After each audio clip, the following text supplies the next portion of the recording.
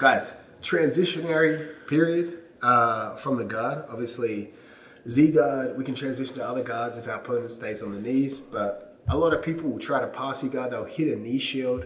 They'll think, fuck, that's too hard to pass. They'll try to back out and basically pass in a different manner, or try to at least end up in a full half guard rather than trying to battle knee shield. Very frustrating, right? So again, let's say Tyler almost passes. I get this knee shield in. He sees this and he goes, fuck this, I'm getting out of here, right? We can transition to other guards as he stands.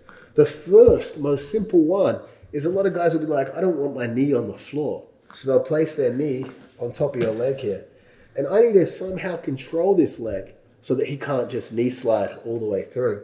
The way I do that is I combine two guards. We go reverse de la Riva and knee shield.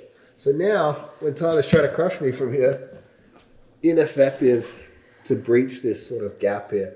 But obviously if it was just a knee shield and his knee's on top, he could slide out. The chances that he consolidates a pass, slim, but he's making me react. And we want to dictate what's happening in this row. We don't want to have such ineffective controls that Tyler just explodes out and I have to try to keep this knee to my chest. So if he does place the knee on top, I'm going to cross my feet.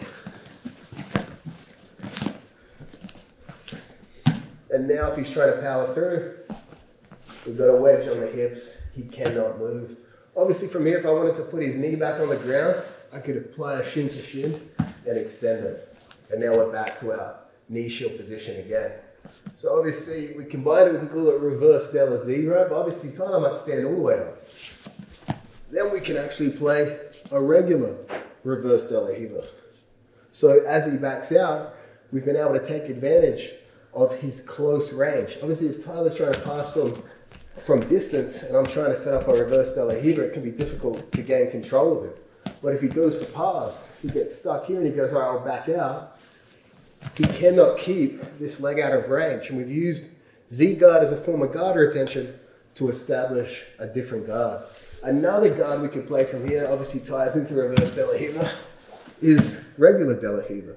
So if we switch to our other hip and we put the foot on the other side of our butt cheeks, we now are in a regular de la Riva. And another guard as well is a guard that was named after Tyler himself, is the pendejo guard. So as Tyler comes up, instead of playing a reverse de la Riva, which can, de la Riva reverse de la Riva can be problematic for Nogi because Tyler can just strip a grip, rip the legs out, and when it's slippery, sweaty, it's hard to control. So instead of just playing reverse de la Riva, I can play the pendejo guard, which would be a grip behind the knee, a grip behind the Achilles, and we reinforce those grips with our feet. So now Tyler can't readily access my hands, and he can't easily push my feet down and strip grips.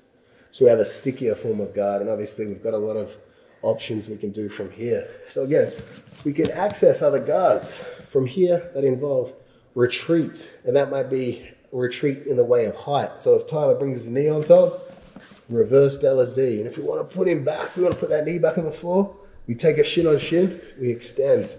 Now we've got our Z. Tyler could start to stand up and we go reverse de la Riva.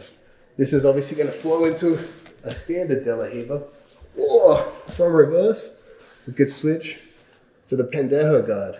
So we have options from basically our opponent almost passing our guard and get that knee shield in.